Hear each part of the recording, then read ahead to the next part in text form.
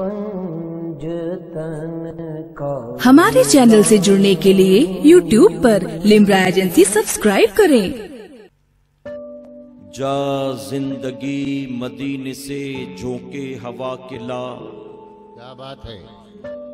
जा जिंदगी मदीने से झोंके हवा के ला। शायद हुजूर हमसे खफा हैं मना के ला। क्या बात है। जा जिंदगी मदीने से झोंके हवा के ला।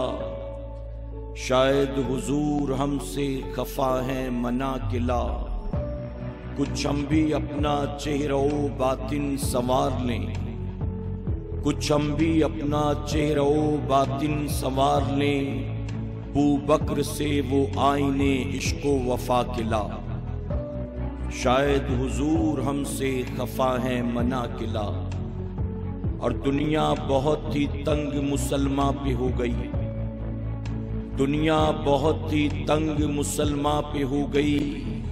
फारूक के जमाने के नक्शे उठा के ला। शायद हुजूर हमसे खफा हैं मना के ला।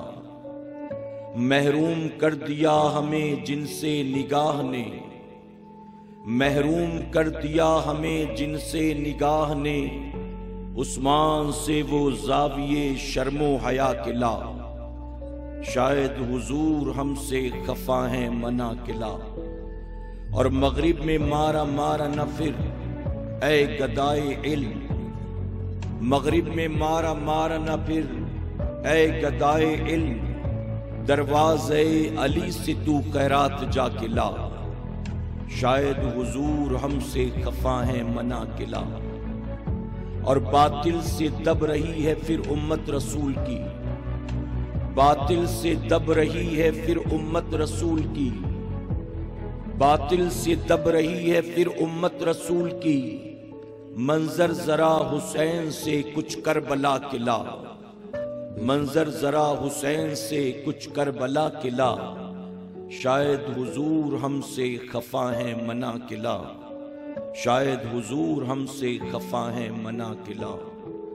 और किसी कहने वाले ने बहुत खूब कहा हमारे और आपके लिए। जो दर्स शहे बतहा ने दिया वो दर्स पढ़ाना भूल गए। जो दर्स शहे बतहा ने दिया वो दर्स पढ़ाना भूल गए। औरों को जगाना याद रहा खुद होश में आना भूल गए। अल्लाह अल्लाह। मेरे प्यारे आका अलैहिस्सलातु तस्लीम के प्यारे दीवानों, अल्लाह रब्बुल इज्जत ने अपने फजलो करम से इस्लाह मुआशरा कॉन्फ्रेंस में आपके सामने कुछ सुनने सुनाने का मौका और तौफीक अता फरमाया है। अल्लाह रब्बुल इज्जत आज की शब इस पाकीज़ा महफिल के सजाने वालों का सजाना और हमारा और आपका दूर दराज से यहाँ आना कबूल फरमाए। आमीन आमीन। मेरे प्यारे आका अलैहिस्सलातु तस्लीम के प्यारे दीवानों, मुझे इस्लाही गुफ्तगू का हुक्म दिया गया है और मैं आम तौर पर इस्लाही गुफ्तगू ही किया करता हूँ। मेरी गुजारिश है आप तमाम हजरात से कि जिस्म के साथ जहन को हाजिर रखकर मेरी गुफ्तगू को शुरू से आखिर तक आप समाअत करें। इंशाअल्लाह अल्लाह ने फजल करम फरमाया तो जरूर हमारी जिंदगियां बदलेंगी।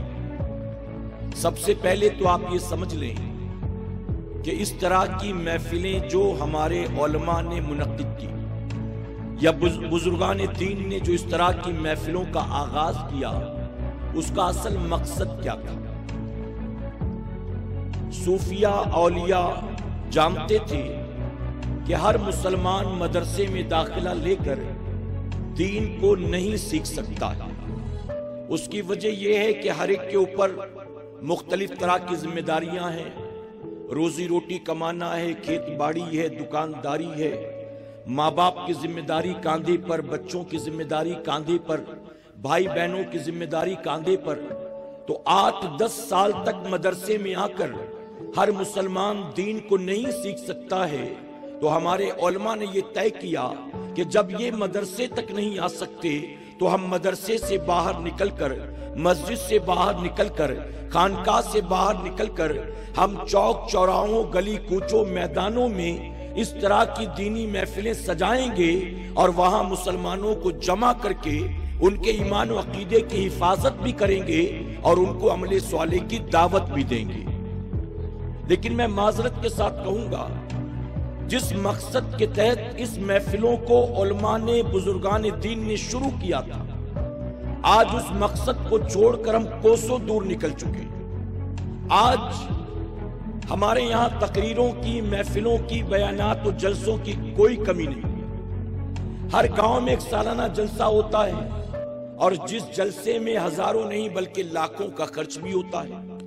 लेकिन मैं आपसे पूछता हूं, दिल पर हाथ रखकर जवाब दें, यहां आने पर जो नेकियां मिलती हैं, मैं उन नेकियों का मुनकिर नहीं हूं, लेकिन मेरे प्यारे आका के प्यारदीवानों, इन महफिलों से जो असल हासिल होना चाहिए था, आज कौम वो पैगाम हासिल करती हुई नजर नहीं आ रही है। सही बात। आने वाले या तो भीड़ भाड़ देखने के लिए आते हैं, या तो चहल पहल देखने के लिए आते हैं, या हमारा अच्छा खासा तबका ऐसा है जो ऐसी दीनी महफिलों में सिर्फ कानों के चस्के के लिए आता है, कानों की लज्जत के लिए। और एक मिजाज बन चुका है हमारे यहां पर, रात 10, साढ़े 10, 11 बजे से जब महफिल शुरू होती है तो सुबह फज्र की अजान तक महफिल जारी वो सारी रहती है। लेकिन अलमिया ये है, रात भर जलसे करें इस बात का दुख नहीं है मेरे भाई, दुख तो इस बात का है हमारी दीनी महफिलों में आज जो आने वालों की अक्सरियत है वो इशा पढ़ के आती नहीं है और घर जाने के बाद फज्र में उठती नहीं है।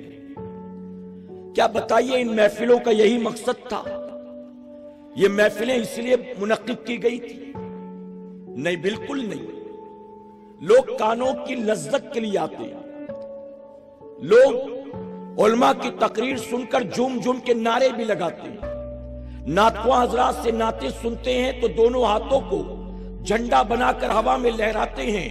हर आदमी अपनी अपनी हैसियत और तौफीक के मुताबिक नजराने भी देता है, लोगों पर अपना हलाल रोजी का माल भी खर्च करता है।